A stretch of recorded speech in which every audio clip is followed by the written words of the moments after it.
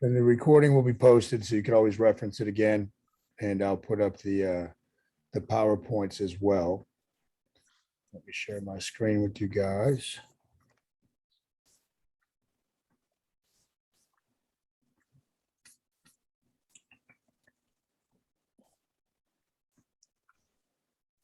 Let's see. Hold on.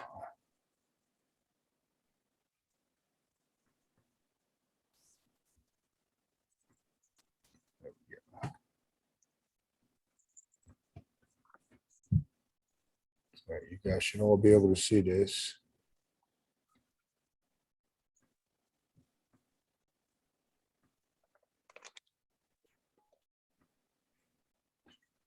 So I'm just going to mute you all, guys. And then at the end,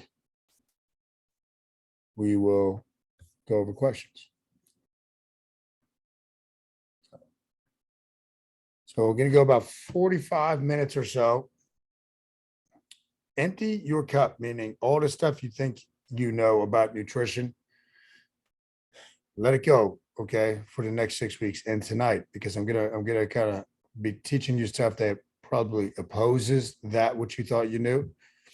We're going to be going over stubborn fat, hormones, the traditional North American diets, and different protocols. So at this point, you guys are well into your first 48, right? So you make it through this, maybe read or do whatever tonight afterwards and go to bed. Tomorrow's going to be a breeze. And then, as I said, hold the questions till the end. Let me see if she's joining. Okay. So Dana is going to be catching the replay. So typical problems with a regular North American diet. You can't wait until it's over, right? You start the diet, you're already looking forward to day 30 or day 60 or whatever it is. They're too restrictive. They often have you cutting out large amounts of calories, and they have you cutting out whole food groups such as carbohydrates. That's no good. You feel like you have a lack of willpower, like it's your fault that you have not been able to succeed with these other programs. They're never permanent. So when I do seminars and nutrition seminars, I always ask, okay, who's done a diet before? And the hands go up. Has it worked? And not as many hands stay up, but some hands still stay up. And I'll say, okay, how much did, what was the change? Oh, I dropped 30 pounds, but I put 30 back on or 35 back on. So it didn't work. Just because in the short term you dropped, it didn't work. We want this to be a lasting, permanent change. That's a transformation. So with the Panda, we won't go over mind mapping too much tonight, but mind mapping was used in the creation of this because it's all designed at the end of the 6 weeks for you guys to have a habit of fasting that you could carry on and do essentially forever. And they're too complex and too confusing. But I used to make that mistake with clients when I first started. I would, everything I knew, okay, you weigh this much, you want to drop this much, here's what you should be eating, here's how many calories, here's how much of this, weigh it out, measure your stuff. And it's just, the brain doesn't work that way. That's way too complex. And complexity is the enemy of execution. Okay, so we got to keep it very simple. And that's the question. How do we make it more simple, more clear, and more permanent? So let me give you a little background. This was me in 2012. So I was playing in a men's basketball league. I was still teaching, still running the gym at that time. So I was doing both. It was a late night game. I was just coming off pneumonia like 2 weeks prior, so it probably wasn't the smartest thing, but that's how I was. And running down the court after one of my students' fathers, who happened to play in the same league, and my left leg basically explodes. The patella tendon ripped into 4 pieces, IT band snapped in half, 3 ligaments, knee capsule, really bad injury. I wound up, so that was April 12th, right? So it gets burned into my brain. And I wound up being out of school the rest of the school year. I knew it was bad. I'd never heard of anybody doing that type of injury before, even being in this field. So fast forward, I actually wrote a book on it, which is, how you can always turn anything into a positive, and there's a silver lining. But After having a really long rehab, I decided that I was going to compete in bodybuilding again to kind of put it behind me. And Devin, my wife, who many of you know, she had never seen me compete before. So for me, it was like a double win. It was like, all right, I want to put this injury behind me and I want Devin to see me compete. So that is actually one of the contests in 2014. So during that, I'll move this out of the way. During that prep, I was about 8 weeks out, eating my typical 4 meals a day. And the only reason it wasn't more meals than that is throughout the years with bodybuilding, I would literally starve myself to get ready for a show. Like I've gone as low as 1,300 calories a day, and I'm a decently sized man. So that's just, crazy when you think about it. So at the time I was eating 4 meals a day, and I'm reading, always trying to read and learn. And I'm reading about the stubborn fat areas that we have. So for guys, that's typically our belly, okay, our belly region, love handles. For women, it's typically the glutes and thighs. It could be different, but that's typically the stubborn fat pattern. Now, as I'm reading, and I really want to be in tip-top shape, so Devin, could really see me compete at my best. I'm reading about stubborn fat, and stubborn fat has a different type of fat cell receptor. It's called an alpha receptor.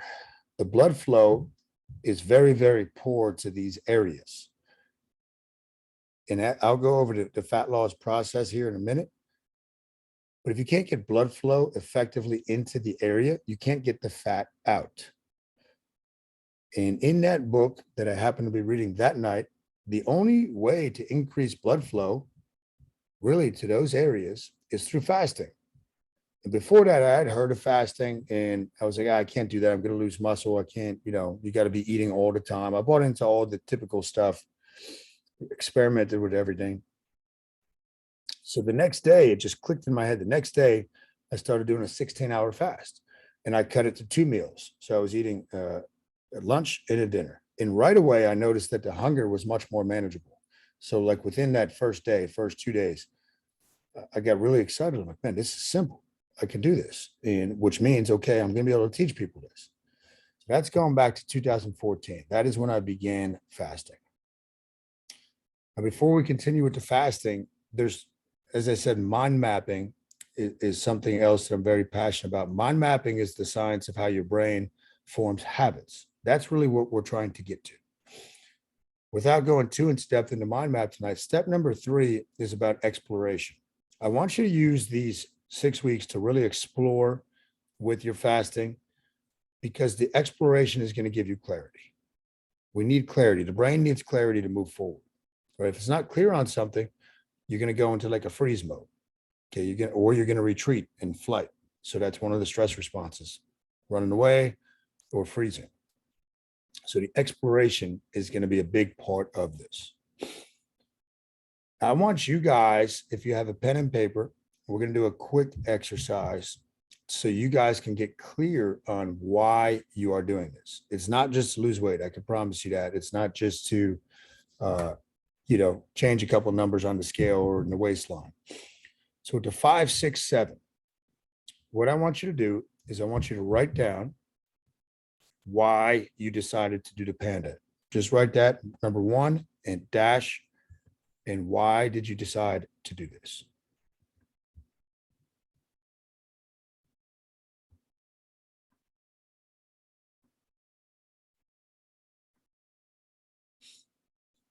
Now, this is kind of a speed game, if you want to call it that. Below that, I want you to write along the left column, wherever you wrote number 1, 2, 3, 4, 5, 6, 7. So we're going to be filling all of those in. So you have number 1. Now, what you're going to do for number 2 is ask yourself the question, and don't overthink this. Again, it should be speed because we don't want to try to give the right answer or whatever. Just the first thing that comes to mind. Why number 1? So let's say you want to lose 20 pounds. Why do you want to lose 20 pounds? Write the answer there for number 2. Whatever your number 1 was, ask yourself why. Then write that as number 2.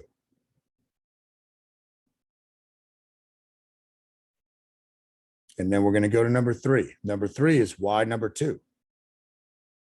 So why number two? And do that all the way until you get to the fifth, sixth, and finally the seventh answer. So go ahead. Why?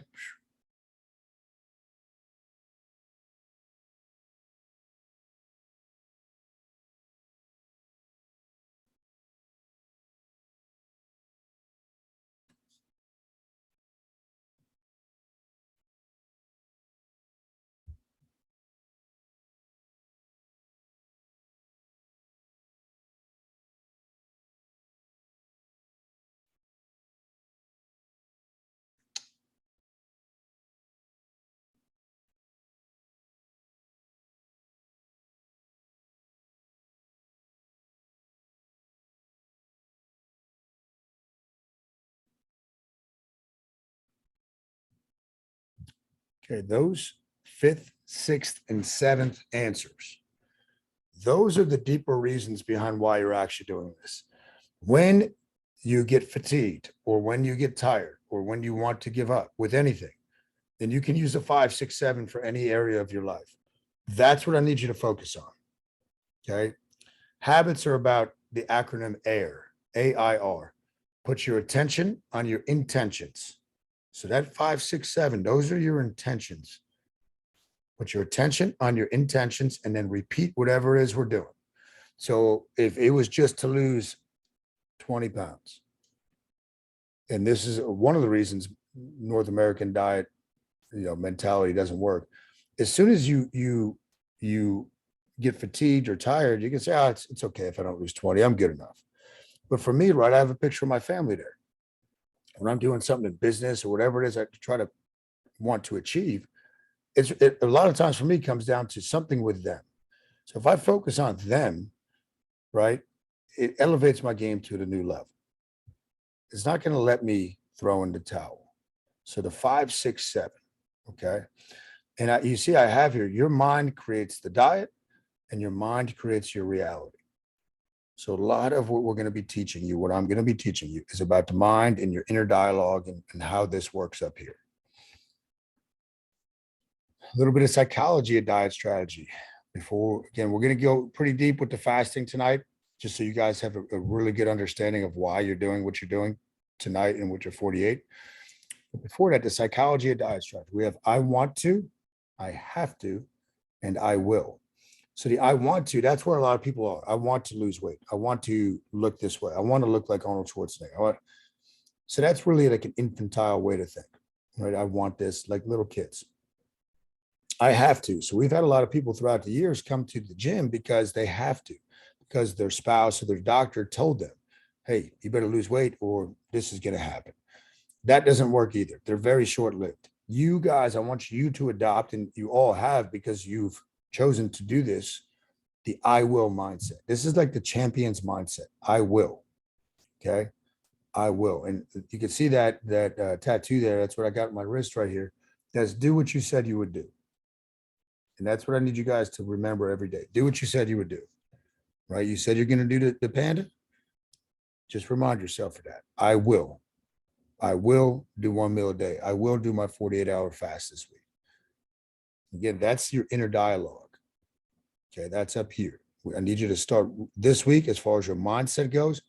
Just it's called metacognition or meta thinking. Start becoming aware. Start thinking about your thoughts. Just start thinking about the thoughts that you're having. So it's like it's another step removed than just letting your thoughts run wild. 3 keys to success as we go into this.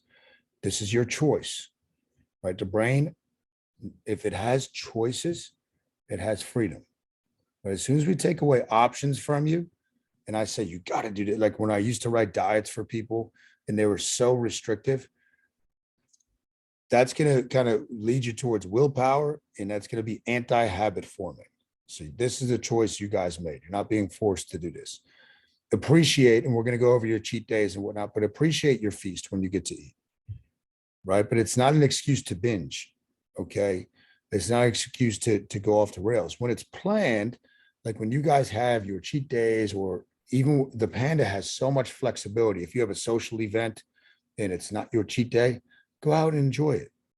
Fit it within that window that is your feeding window, but realize that you planned it, right? So the difference between you planning to eat some forbidden foods, for lack of a better term, and a binge is that you planned it, right? A binge is you didn't have control; it wasn't planned, and it's really about a reflection of who you are being, right? It's a reflection of who you're being. Do what you said you would do. So now let's start getting into the fasting. I talked about the blood flow. Now, if you touch those areas, like if I touch my lower back, skin to skin, my hand to my skin, and you can do this later or not, you're going to feel that those stubborn fat areas are colder than the rest of your body. They're colder because they have less blood flow. Okay. And that's important.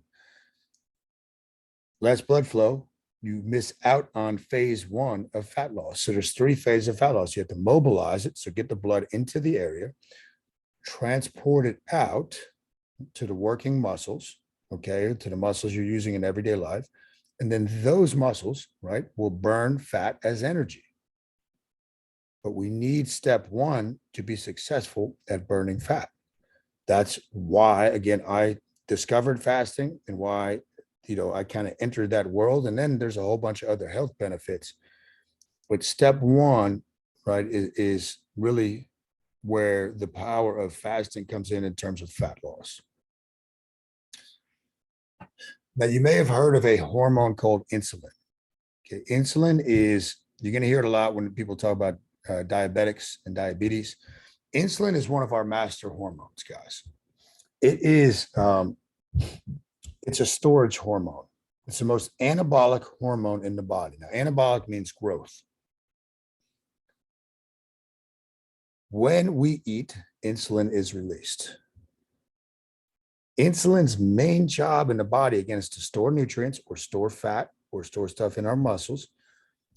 But it's going to, when I eat and my blood sugar goes up, insulin is released and it's going to clear the blood sugar, all the nutrients in the bloodstream, and get them to where they have to go and try to get blood sugar back within an acceptable range. So insulin, if we think of blood sugar, is keeping blood sugar from going too high. Okay. Cortisol is kind of the antagonist, okay, to insulin. Not antagonist, but there's a seesaw effect. If insulin's high, cortisol is going to be low, cortisol high, insulin low. That's typically how it's going to work in the body. So when we wake up in the morning, right, and this is really when I started really studying fasting, kind of cemented it in my head about that it was kind of the truth, the way to go. So when we wake up in the morning, that is the most stressful time of the day for the human body, because you're going from an unconscious, a sleeping state, to a wakeful state. And you could see this by the fact that cortisol, which is an alertness hormone, okay, it's a stress hormone, that should actually naturally spike or start peaking right as we're waking up in the morning. Now I'm talking about if you had a good sleep schedule and you slept 10 to 6, right, that's the natural rhythm for the human body, and you woke up without an alarm, what's going to wake you up is that cortisol spike. Okay. And ideally, we want to see that continue to rise throughout the morning, early afternoon. The problem is most people wake up and they eat breakfast. Again, when you eat, insulin is going to be released. When insulin is released, cortisol is going to come back down. You've just shut off any fat burning mechanism you have for the entire day when you're eating a typical schedule as far as breakfast. So I'll come back to those two in a second. If we continue to allow cortisol to rise, growth hormone, which is we all have produced within us, people pay a lot of money to get on what's called exogenous growth hormone, meaning injections. We can get this naturally. If cortisol continues to rise and we start getting into that 20, 24-hour range or beyond, growth hormone will spike 2,000 to 3,000% over baseline. So growth hormone, if we let cortisol continue to rise, growth hormone is going to follow along with it. Growth hormone is the hormone of youth. It's very, very profound at helping us burn body fat. Now imagine if you're doing this day in and day out. And this is what I tell people. I have people now fasting, 2 years plus doing the Panda. the longer you stay on some type of fasting like this, it has a compounding effect because you're affecting these hormones every single day. So it's very powerful. Now, insulin is really the only hormone that we can control in the human body because it's largely dictated by when we eat and what we eat. We're more concerned with when we eat. So even if you're eating clean and eating good foods, but you're eating constantly, you're constantly spiking insulin. You remember, insulin is going to signal the body to store and to hold on to. Now, with the Panda guys, what we're doing is everybody that I've come across has, unless you're super, super lean and you have really good health habits like sleep and you're working out, all this stuff, most people have insulin resistance. So insulin resistance, and you may have heard of that term, is when you become resistant to the effects of insulin.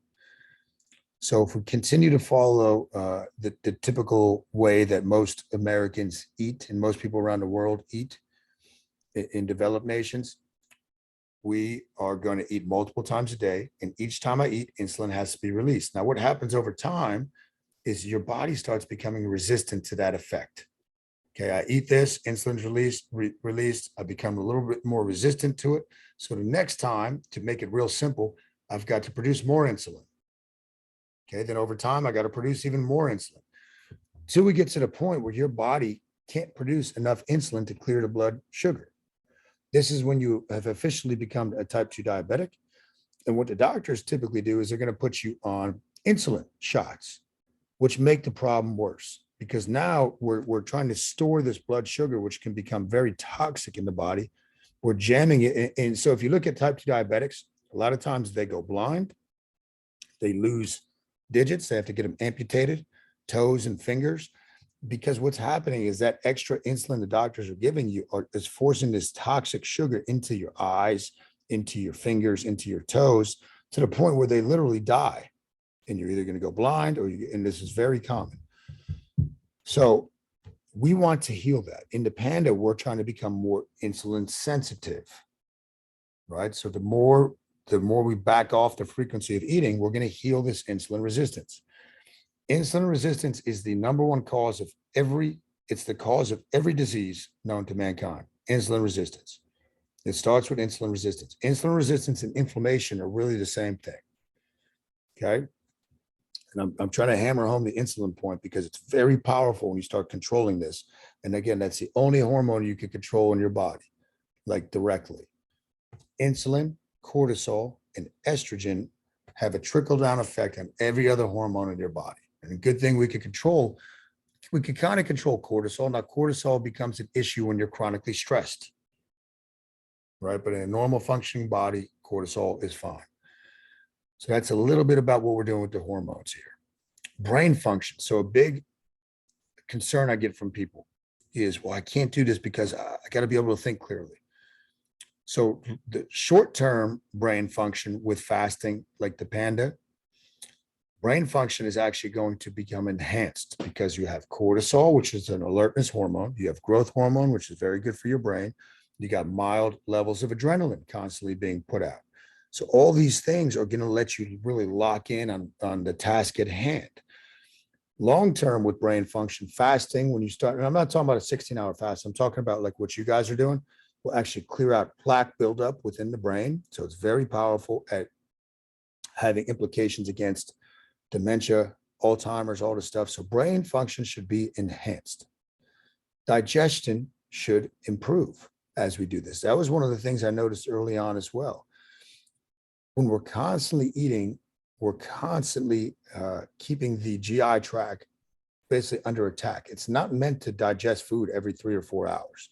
When you guys eat, it takes 6 hours to enter a fasted state once again. Okay, so most people are hardly ever in a fasted state, right? So digestion is going to improve because inflammation in the gut is going to go down. In autophagy, so these are some of the deeper health benefits, right? Besides the weight loss is the tip of the iceberg with this, guys. And what autophagy is, it's when your body goes through and it cleans off and clips off damaged parts of cells and gets rid of them from the body. Autophagy could only take place in the absence of insulin production and the absence of calories. Now, autophagy, there's different research on it, but you're really not going to get into that until you cross that like 20-hour mark. And most people are never getting any autophagy in their body. They're never allowing the body to completely rest, where it can go through and kind of do some house cleaning. But with you guys, imagine again that you're going to be doing this day in and day out. So now you're getting enhanced brain function, you're getting better digestion, you're getting autophagy every single day. So that's huge. Now, with the brain function as well, 80% of your neurotransmitter production, okay, the brain, the way the brain talks with itself, 80% of your neurotransmitters are produced in your stomach. So if the stomach is constantly inflamed because you're stressed and you're eating all the time and eating foods that we shouldn't be eating all the time, your brain and the way you feel is not going to be nearly optimized or optimal like it should be. That's why your gut is called the second brain and you get a gut feeling. Those are where those terms come from. Much of your neurotransmitter production is within the stomach, and 80% of your immune system is located within your stomach. So that's another reason for gut health. When we fast like this, your immune system is going to be enhanced. In fact, when you do a 72-hour fast, your immune system completely resets itself. So very powerful when you start getting into like 72-hour fasts. Let's talk a little bit about normal dieting and metabolism. Metabolism is kind of overrated. Like people think they can largely, they can raise it a lot. The biggest way you're going to raise your metabolism is by eating more of the right foods, right? So most people are familiar. So your metabolic rate, your basal metabolic rate is if you were going to lay in bed all day and on your in-body that you guys got at the gym, if you look in the top right, it'll have your basal metabolic rate. A simple way to figure that out roughly is you could take your body weight anywhere times 8 to 10, and that's going to put you in that range. But that's how many calories as far as energy your body would need just to sustain itself if you were laying in bed all day. So think about that, right? And you have a lot more activity than that going on. Most people, when they diet, they're cutting calories. Now, if calories are your main energy source, right? If that's what we're constantly relying on for energy, you're going to cut calories. Now, your body can upregulate or downregulate your metabolism by 40%. So the way most of us experience this, we cut calories, the body lowers the metabolic rate. We cut calories again because it stopped working, lowers it again, cut calories again. And eventually we just can't function. We don't have enough energy to use, right? We're not giving our body a chance to tap into body fat stores. So that's with a typical diet, you are going to lower your metabolic rate. This happened to me for years with bodybuilding. Years. I mean, if I was eating, and Devin would always say to me, I don't understand before I started the fasting, the way you eat, Kyle, the way that you train, how come, and she wasn't trying to be mean, but so you should look different. Like you should be leaner.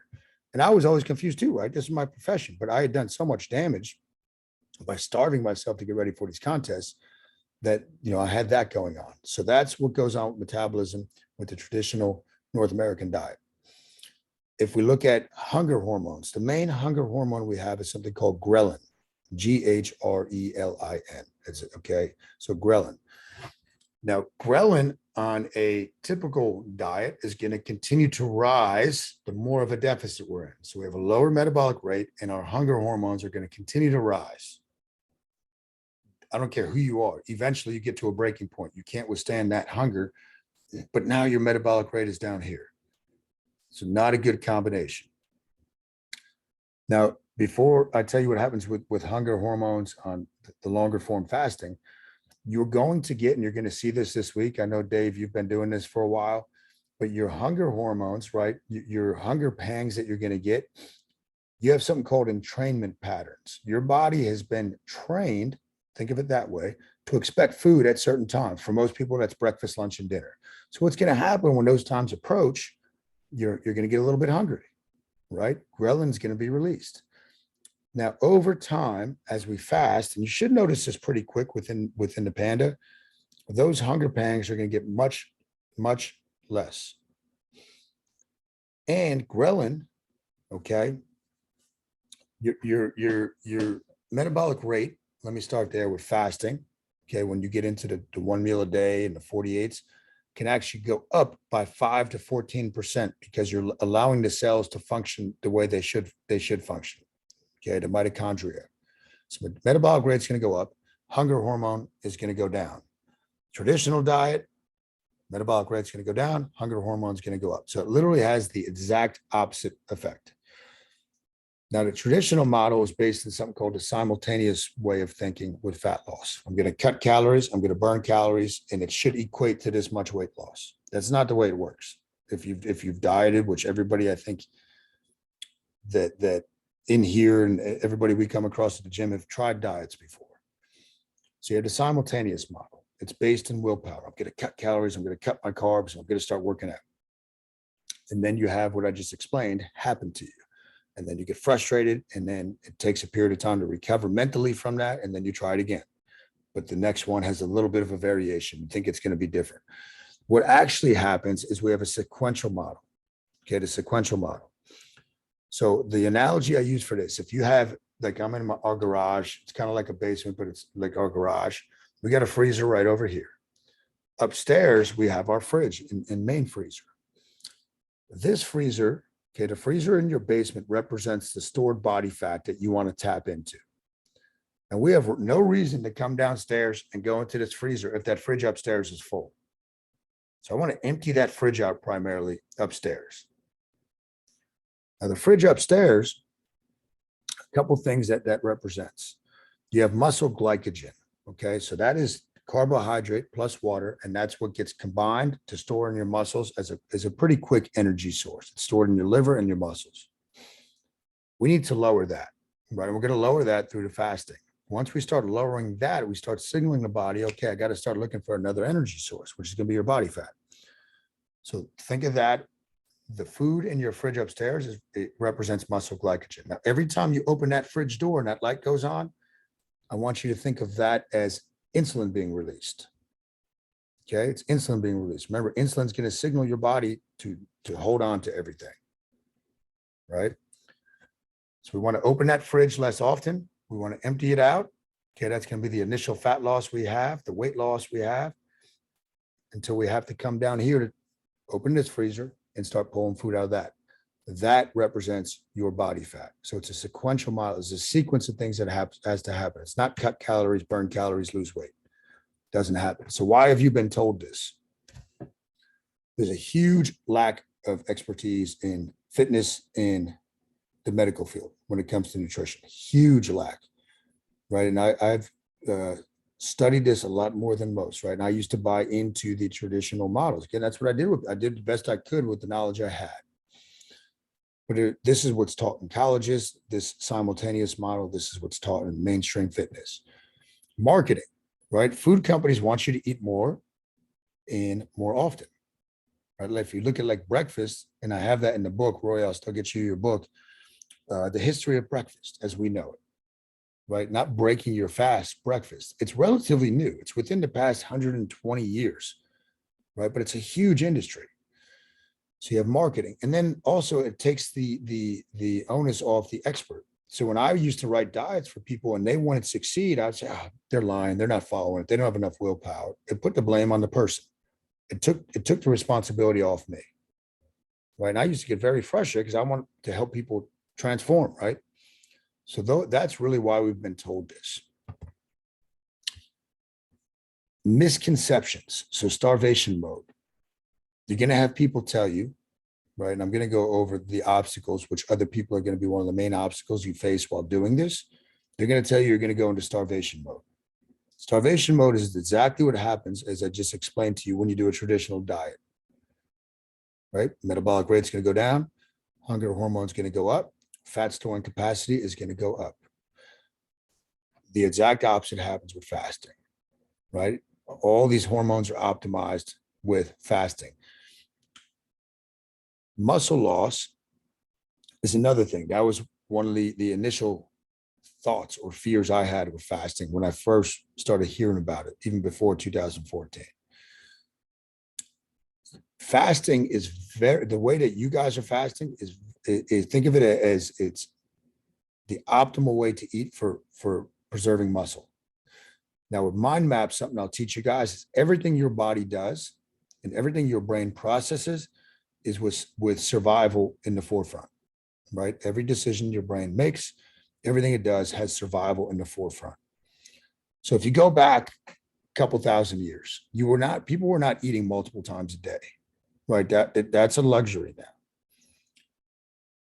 So if I had to go out and hunt or gather berries, right, and my family didn't eat for 2 or 3 days, the two things that are going to enable me to be successful in that hunt, in that search, is my brain function and my muscle, right? So it goes against complete survival of the human species. If I was going to go a day or two without food, for my brain function to decline and for me to lose muscle, those things are actually enhanced, as I was saying, with fasting. With fasting and muscle, you become more insulin sensitive. When you're more insulin sensitive, it's actually much easier to put on muscle, right? And muscle is really one of your fountains of youth. Growth hormone goes way up, right? Bodybuilders take growth hormone, right? It's to preserve, it's to help us maintain our growth, and it's very good at fat burning, but it's very good at helping us maintain our muscle. And something called luteinizing hormone goes way up when we fast long. So what is luteinizing hormone? Luteinizing hormone is a precursor for testosterone, right? So that actually goes up when we fast. So those two misconceptions, again, this is what people have been led to believe. It's really the exact opposite happens. And breakfast is not the most important meal of the day. When you break your fast is the most important meal of the day. That meal is the most important meal of the day.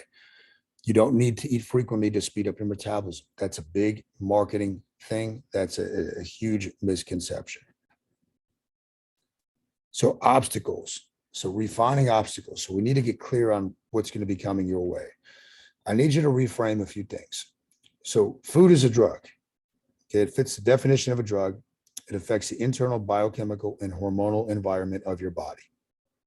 So I want you are to enjoy food, but realize the drug effect that it has on your body, right? And one of my brothers was asking me recently, I've got 3 brothers, was saying, well, do you think this fasting is kind of being suppressed from mainstream knowledge? I said, it's not being suppressed. It's just that people are so hooked to this drug of food that I don't think this will ever become super popular, like mainstream, right? I think it's about as mainstream as you're going to see right now. So food is a drug. And now your body fat, what I need you to look at your body fat as, your body fat is a food source. The main reason we have body fat is for fuel. The main reason we have body fat is for fuel. So let's say you came to me and said, Kyle, I got 10 pounds I want to lose, which means you're already in pretty good shape, pretty good standing. But each pound of body fat that we have has within it 3,500 calories to use as energy. So even if you only had 10 pounds, you wanted to lose a fat, that's 35,000 calories of energy that you have to burn through on your body. Again, if we're eating constantly and insulin's being released, we're not going to tap into that body fat. Right. So anytime and reframe it. I used to do this before I even knew about the fasting. When I would compete and get ready for these shows, when I would feel a little bit of hunger, I would say in my head, okay, that's what fat loss feels like. So again, a lot of it's going to come down to your inner dialogue. But just know that body fat is a food source. The roadblocks you're going to face, other people, right, are going to be probably the biggest roadblock that you have. They're going to tell you what you're doing is not safe, what you're doing, it cannot be sustained, all this type of stuff. They don't understand it and they haven't tried it. You're going to have hunger pangs. Now, we've had people do 5, 6, 7-day fasts. And we had one recently with the Ripped Dads. And I said, Josh, share with the group, when you did that fast, I think it was a 4-day fast he did at that point, how much hunger, if we totaled up the time that you felt hungry, how much was it in the 4 days? And it came out to about 15 minutes, if you had to guesstimate. So again, you're going to get those hunger pangs, especially the first week when your body is expecting to eat lunch or breakfast or whatnot. They will pass quickly. Drinking the juice is going to help those pass. I'm going to go over that more in a second. The hunger pangs are going to go away quick. Now, I will tell you, if you're not getting enough sleep, or if you get a poor night's sleep, the hunger is going to be much more difficult. And that goes for any type of eating. The hunger is going to be much more difficult to handle, right? Sleep is the king. Sleep is the #1 diet in the world. I'll be the first one to tell you that. Sleep's up 1A, and then I have fasting at 1B. But the hunger pangs, and those are tied in with when you've trained your body to expect food over the years. Now, the juice. This is what I want you guys putting in your water. Every cell in our body has a sodium and potassium pump. They're constantly exchanging sodium and potassium. Those are your main two electrolytes, right? So the electrolytes affect nerve transmission within your brain, your thought, how quickly you can think, your muscle contraction, all this stuff. So another myth that we have been told is that we have to keep sodium low, right? We have to keep sodium low. Now, Dr. Andre, who's a client of ours over in Flemington, is a cardiologist, and I've gone over this many times with him. And when we do seminars together, he concurs that most people are very deficient in sodium. Most people need more sodium in their body, right? There's a book, and I thought I had a picture in here, but I guess I don't. But the doctor, all he studied was sodium, right? All he studied was sodium. So they would do studies where they would give people 18,000 milligrams of sodium a day, which you couldn't even do if you tried. That has to be done intravenously. And even in those studies, only a small fraction of people had an elevation of blood pressure, and it was only a couple points, right? Now, when we're deficient in sodium, water follows sodium, right? So this is where the thinking of lower sodium to lower blood pressure, right? Water follows sodium. When we are deficient in sodium, yeah, you might shave off a couple points. I'm not talking anything significant off your blood pressure, but what's going to happen is your heart rate has to go up because it has to pump more because the blood is much thinner. Now, in this particular book, and what Andre tells me as well, having an elevated heart rate chronically is far more dangerous than adding a couple points. Again, I'm not talking about a significant amount to your blood pressure, right? So sodium. Now, these other ones, I'll come back to sodium in a minute. Low salt is your potassium.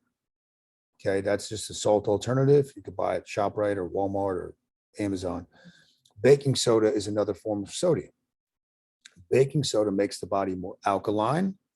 Okay, it makes the body more alkaline. So most people's bodies are too acidic, and it's very good for kidney function, for your kidney function. Okay, and the kidneys are really how we excrete waste. And I'll talk more about the kidneys when we get to the liver lesson, when we do a liver cleanse. So sodium, to come back to the positive benefits of it, okay, it hits the satiety centers in your brain. So feelings of fullness. So especially if you're getting like a hunger pang, drink the juice, you'll be fine. It's going to increase your performance, whatever you're doing. So pro sports teams now will actually track how much sodium their athletes are losing. So like the Philadelphia Eagles, they'll track, okay, training camp, he lost 5 pounds during this morning session.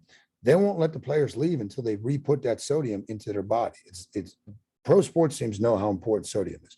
Sodium is the number one performance enhancer. It'll increase your endurance, your strength endurance by up to 20%, more than any of the illegal substances out there. So that's just a little bit about the sodium. This stuff, you will get used to drinking it within a week or two. I would put money on what I've seen in the first 10 groups. Once you get used to it, you won't want to drink regular water anymore. It's going to taste a little strange, but the body actually craves sodium. Now, as far as water retention and all that, again, water follows sodium. So when you first increase sodium, or most people experience this by, they'll go out to eat and have a salty meal. Oh, I'm retaining water. Yeah, in the short term you will, because water is going to latch onto that sodium. Now, I'll tell you with the juice, depending on the dosage you start at, I recommend between 1/4 and 1/2 teaspoon, okay, for 32 to 40 ounces of water of each of these. And I'm going to say it again so it sticks in your brain. Water follows sodium. What might happen at first is you might get diarrhea with this. That will go away. You can cut the dose, but also the sodium has a very, it breaks up basically fecal matter that's stuck to the intestines. Most people have a lot of, for lack of a better term, stuck crap within inside of them. So I'm just giving you a heads up. You might get a little diarrhea from it. You could cut the dose, okay, cut it back to 1/4 if you need to, or cut back the servings until you can start increasing how much you're doing. Like I'll tell you guys, when I drink water, that's what it is. pretty much all. It's very rare that I'll have just regular water anymore, just because I feel a big difference when I'm on this. So that's a little bit about the juice. Before we go over questions, sleep, guys. I think in lesson 2 I have more about sleep, but even if you could function off of 6 hours or 5 hours or 6.5 hours, and I did that for years, and I'm still not. There's still nights when I will do that. Not because I can't sleep, because I used to buy into the mindset that I should be up, I should be out working people. I should be, sacrificing sleep so I could get ahead. When you get consistently 6.5 hours or less of sleep per night, your risk for developing cancer doubles. So think about that. That's one of the stats that really scared me into taking it a little more serious and making sure that I was in the bedroom, trying to get in there by 10:30 every night. So I just want you to be mindful of your sleep, right? So it's not as easy as telling you to sleep more. The thing I would focus on, okay, as we progress into this, is just get into your bedroom by a certain time. I don't care if you're sleeping yet, just get into the bedroom. Give this 2 weeks, right? Try to catch yourself quantifying, okay, how many calories was this? All this type of stuff. I want to try to break you from thinking like that. When you eat like the way I'm teaching you, okay, you cannot overeat. I promise you that. You will not overeat eating the type of foods I recommend and eating primarily 1 meal a day. So it's part of the Panda. It's black or white. I mean, it's a duality. So it's fasting and then feasting, right? It's not fasting and then eating a little diet meal. So I want you to be mindful of that. Now, the nightly check-ins. So Alyssa, who's on the call, Coach Alyssa, she'll be tagging you guys every day. And with your check-in, I don't know if she's doing it tonight or starting tomorrow, it'll just be like 3 quick things. Did you do your fasting time? Did you drink your juice? And what was your win for the day? So we always want your brain is hardwired for the negative. We have enough negative stuff going on in all of our lives each day and enough stressors that I want you guys to constantly try to refocus. And what was your win for the day? What was your win for the day? And that's your check-in. That's up to you if you do it or not. It's another way for us to help hold you accountable. Now, as far as your weekly check-in, towards the end of the week, Thursday, Friday, Saturday, pop into one of the gyms, get your in-body, okay? The coach can just remind you it's your 8 digits. I want you to take a picture of your sheet and send it to me because I'm going to track how you're doing. That's one of the pieces of feedback I'll use from you to kind of tweak your plan. So right now we're all starting with the black version, which is a 48-hour fast. And again, you guys are pretty much through the hardest part of that. And then tomorrow we'll go into the 1 meal a day. We'll go into 1 meal a day. So for most of you, tomorrow night will be your meal that breaks that first 48-hour fast. Okay, tomorrow night. Next week, I'm going to go over some biofeedback stuff, other things I want you to tell me about as far as like, how's your sleep? How's your energy? Is it changing? Because based on those things, I can further tweak your plan. So you have a weekly check-in at the gym. You have a nightly check-in. Now, let me see. Okay. The structure of the meal, guys. When you break your fast, I want you to start with fruit. Okay, start with fruit. What type of fruit? That's a common question I get. Whatever you like, right? Whatever you like to eat as fruit. I mix mine up a lot of times. A lot of times there's 4, sometimes 5 different types of fruit in my bowl.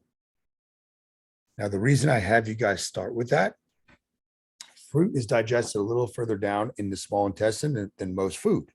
So we want to get it through the system first so it doesn't kind of sit on top of the other food, if you can picture that. And that's when we don't want food just sitting in the gut where they're going to ferment. That's when you'll get bloating and you'll get gas and all this type of stuff. So we want to get it through first for that reason. Second thing, fruit is loaded with micronutrients. So when we eat, I don't care about carbs, proteins, fats. Those are macronutrients. I want you to think of what is this food?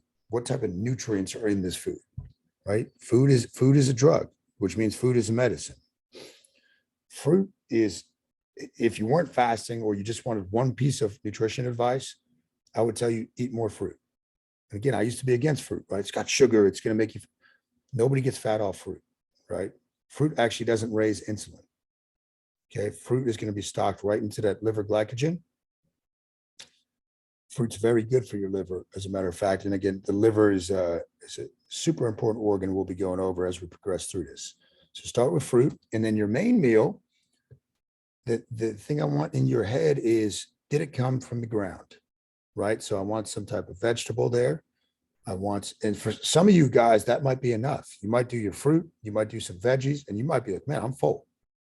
Right? Once you get full, you're done.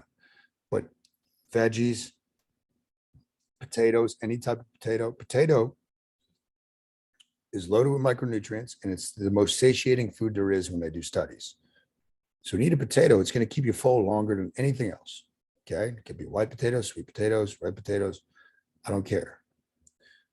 And you could have rice, you could have beans, and then your animal protein. Now you'll see as we go through this, I recommend most people, but by the nature of what you're doing, I'm pretty sure that you're already going to be cutting down on your animal protein consumption. However, animal protein, we don't need as much of it as we've been told, right? You got to hit a certain amount of protein. Animal protein will actually cause more insulin resistance in the body than stuff that has grown from the earth. Okay. So I always just preface it, but like, I don't eat animal protein every day anymore. Like when I was competing, I would eat tons, 400 grams of protein a day. So just have that in your mind. So fruit, and then your main plate, did it come from the ground? If you want your protein with it, that's fine.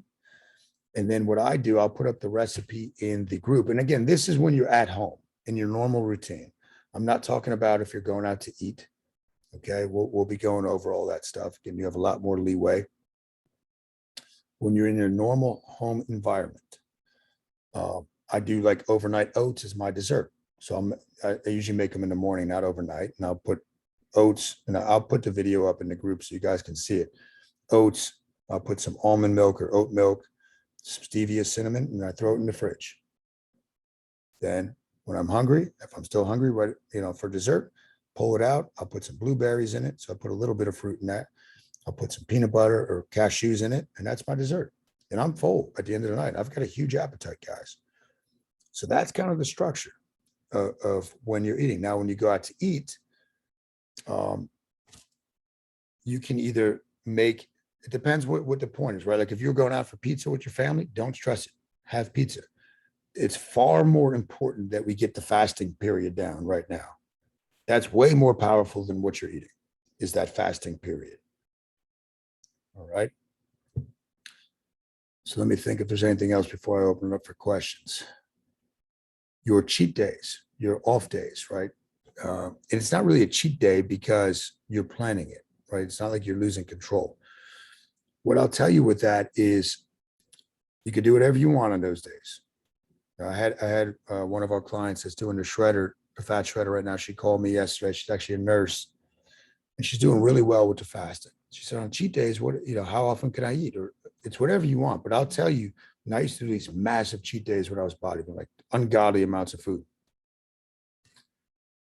Yesterday, we had Devin's Mother's Day because we were driving all day on back from Florida on the regular Mother's Day. So she wanted to go out for brunch.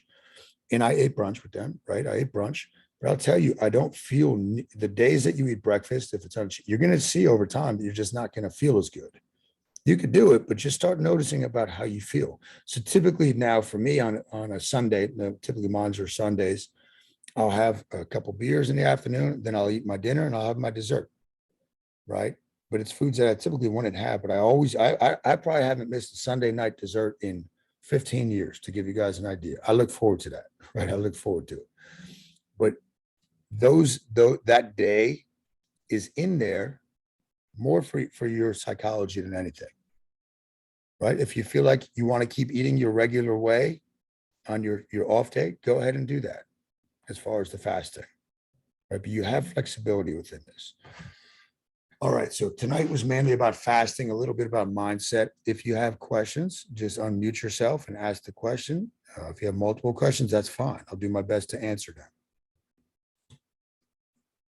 Kyle, you talked about pizza, like in the normal course of things, and like kind of to what you said in terms of like what you do when you're at home. Do you have foods that you feel like we should be avoiding And for me, it would probably be stuff like pizza and carbs and stuff like that. Like on kind of in terms of like the different things that we could kind of eat that might be worse than others. Like what types of things should we be avoiding? So if you wanted to make it real simple, anything white is typically not going to be as good for you, right? So if we look at like white bread, we look at white sugar, pasteurized milk is probably the worst thing you could have. That's why, I mean, I don't recommend pasteurized milk to anybody. So those would be the things I would kind of crisscross off the list right away. Right. But what I want you to think of, Matt, is so again, think of like brain psychology. If I say you can't have that, right? I'm pulling that away from you. At some level, the brain is going to resist that. Like a common question I get is about alcohol on this. Look, if you like to have a glass of wine every night, that's totally fine, right? It could actually be healthy for you, right? I'm not going to say don't ever have this because you're going to resist that. So the way I want you to think of, Matt, when we're starting this is start with fruit first. Don't think about what you're pulling away. Try to get in those foods I mentioned, like plenty of fruit, stuff that came from the ground. If you're still hungry and you want to eat a donut or something after that, right now, go for it. Right. But over time, you guys are going to see what happens when you eat like this, right? You're going to actually start to crave nutritious foods. Like I look forward to my fruit so much. Like I even had it last night before I had my cheat meal. So I just wanted fruit, right? I never used to be like that. So, but if you had to make a simple list, Matt, anything white, I would try to limit.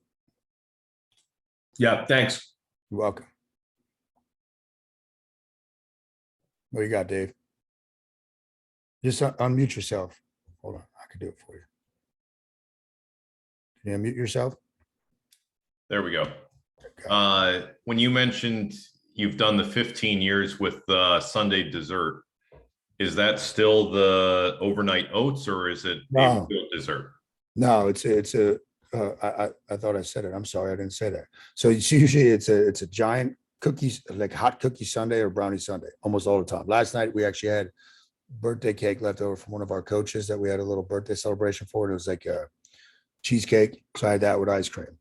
But it's a good dessert. But I mean, it's, you know, I have no guilt over it, right? I've been doing it, like I said, for years, and it gives me something to look forward to. But it's, you know, I do think for a lot of people, it's important to have that flexibility. And I'll tell you guys too, when I go on vacation, like we were just in Florida, right? Like I said, when I go on vacation, just to show you how this applies to real life, rarely, as I said, do I have a breakfast anymore, just because I don't feel nearly as good energy wise. Like one of the things you guys should notice on this, I know Dave, you've been doing this for a while, your energy should greatly improve as we get further into this.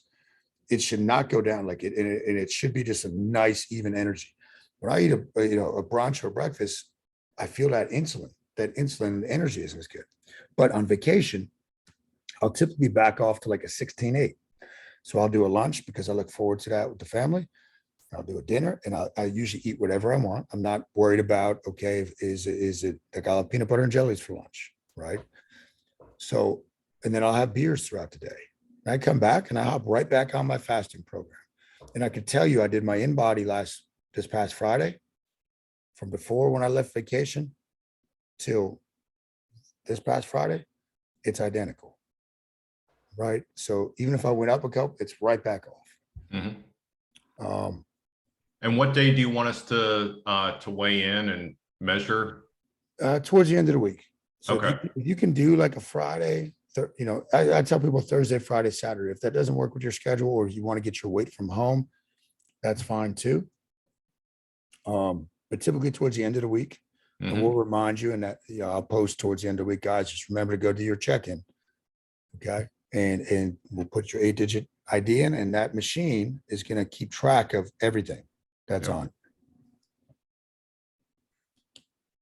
What other questions do we got, guys? Kyle, could you go over again the touch-ins? Are you having, I noticed that the schedule on the Zoom meetings is once every 6 weeks, but yet this is a 6-week program. Oh, I might have said that wrong. It's going to be every week. Okay. Yeah, every week. So, I must have clicked the wrong button. I'll change that. So it should be every week. 4-6, What's that? For 4 six, 6 weeks. yeah, 6 weeks. I'll Okay, let you guys know if there's a week I have to change it to a different time or something like that. But yeah, typically it's every week, Monday nights, and we'll hop on and I'll be having different lessons, whether that's sometimes I'll retouch on the fasting stuff. Because look, guys, even when I teach this, I'm still learning new stuff every time I teach it. Right. So just because you heard it once, I don't expect it to just be cemented into your brain. But with mind mapping, the more that you guys can connect the dots and understand why we're doing certain stuff or why your brain's working or why, the more you're going to own this. Right. And that's my goal for the end of this. Me and Alyssa's goal for you is at the end of this, you're going to really own this concept and this principle. And again, Dave, you've been doing this for a while, right? Like you're pretty far along. I don't know if you want to share with the other members your experience so far with Panda, but I know you got the book a long time ago. Do you mind sharing with them real quick?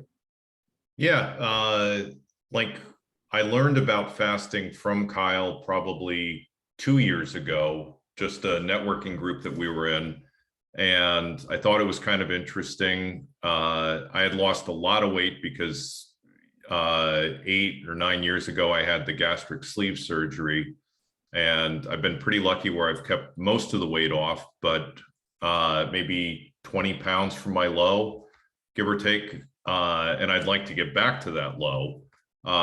So since I heard about that, I basically have only had breakfast, like if it's a special occasion, like it's a vacation or something like that. I've done a couple of 72 hours, a couple of 48 hours. Most of the time I've done the don't have anything until 1 or 2. But when I've done the 20 hours and combine it with a couple of longer ones, the weight just comes off. And like you get on the scale in the morning and you're like, oh shit, this is pretty cool. And so I'm excited to get back, and I've really wanted to hear the in-depth Kyle. So yeah, I've read the book. The book is great. It's an easy read. I've loaned it out to a number of people. And I think it's really a way to change your life. So I'm looking forward to getting those cold areas off my belly and sides. So Thanks, man. and the accountability of weighing in once a week. Yeah. And you don't want to be the worst out there.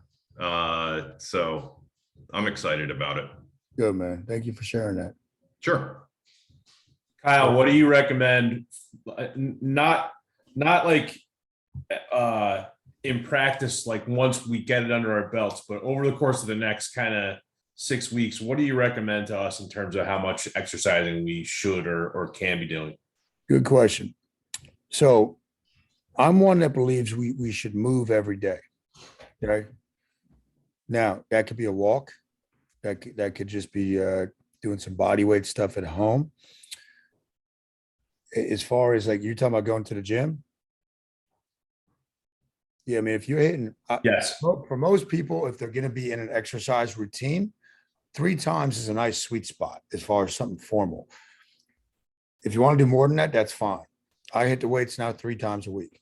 Again, I think we have people within this group that maybe they don't have time right now, or maybe they're trying to form a habit around a Panda, right? So if I give you guys one habit to work on, you got about an 80% success rate is what the studies show. If I give you 2 to work on right away, that drops to about 20%. So I tell you that as far as with the Panda, it is going to work whether you're exercising or not. Exercise is really, it's going to help make us more insulin sensitive, but exercise is more for your brain. You're going to get certain growth factors that can only cross what's called the blood-brain barrier. They can only cross that barrier through physical movement, right? But if you feel better because you're exercising, it's going to be easier to stick with habits outside the gym, right? And it's about blood flow working out. It's not really about the weight loss aspect, the actual exercise I'm talking about. But simple answer, 3 times a week. I've had people do this that haven't exercised at all. I've had people that do it that walk every day, right? And you kind of meet the person where they're at. So for you, Matt, I know you're in the gym now with us. If you could get in 3 times a week, That would be fantastic. And then the other days, go for a walk. Especially now that the weather's changing, guys. If you can get some sunshine and a little bit of walking in, the 4 keys, and I don't know if I have it in any of these presentations, to staying young, right? And this is more of an Eastern philosophy that was taught to me by one of my coaches, is walking. So walking is the only form of exercise that's going to lower your stress hormones. Walking, okay? And I'm not talking about going for like I'm just go out and walk. So walking, laughing, very important. Make sure you try to laugh every day. Squatting. I'm not talking about squatting with weight. Some of you might have been seeing, I've been posting my daily routine where I'm doing a 30-day squat thing. It's just the ability to get into that squat pattern. Maybe you can't do that right now, but squatting, right? So we're looking at mobility and fasting. Those are your 4 keys to youth, to staying young. So walking, walking is one of them. Thank you. You're welcome. Kyle, do you recommend, or, many of the diets recommend a certain volume of water throughout the day? Any thoughts on that for this? I would say, Roy, try to get in 64 to 80 ounces of the juice, right? And I'm sorry, can you repeat that number? 64 to 80 ounces. Of the juice. Yeah. Now, remember what I told you guys, water follows sodium. So the actual way that you hydrate, guys, is through sodium, right? That's how you actually, because the water is going to follow that. But if you're getting that in and you want to get more, that's totally fine. But I like to keep that as like that 64 is like, I find a sweet spot. And if you guys are like me, a lot of times, if I get busy, like I haven't really drunk much of this in a presentation, right? So a great time, if you're just looking at habit formation, is if you're driving. Like I'll try to bang out one of these in my drive to the gym because I know I'm captive, I'm in there. So utilize that downtime when you might not be working or whatnot, but 64 ounces, try to keep that as a standard in your head. Try to get in at least 64. And just like starting the day off on the right foot with anything, if you can get one of these in, like a 32 ounce or which basically a quart, if you can get a quart in before like 9 o'clock, it's going to lead to better habits. You're going to feel better. So, but I'm not going to tell you guys you got to drink a gallon a day or anything like that. All right. Thanks. Mm-hmm. You're welcome. What other questions do we got, guys? Anything else? Now, I'll post this recording tomorrow in our Facebook group. I'll put the slides up. I should get them up tonight. If you have any questions at all, you all have my number. Don't hesitate to reach out. Shoot me a text first, and I could call you. I never have my ringer on, so the easiest way to get in touch with me is text, because I'll see it quicker than anything else. And yeah, you guys, if you're doing your first 48, congratulations, because like I said, you made it through the hardest part. You're probably going to wake up tomorrow and feel great if this is your first 48. Okay. Sleep could be variable tonight. Some people are going to have the best sleep of their life. Some people might be wired tonight. It's not good or bad. It's just your body is going to be adjusting as we kind of manipulate that insulin lever. And yeah, I'm excited for you guys. It's going to be fun. I'm excited for you. We're going to go all the way till about June, I think June 22nd, something like that, or no, somewhere in June, somewhere around that range. All right, guys. Yeah, thanks for tuning in. You guys have a good night. And yeah, we're looking forward, like I said, to coaching you guys throughout these 6 weeks. Have a good night, guys. Thank you, Kyle. Thanks again, Kyle. Talk soon. Talk soon, guys.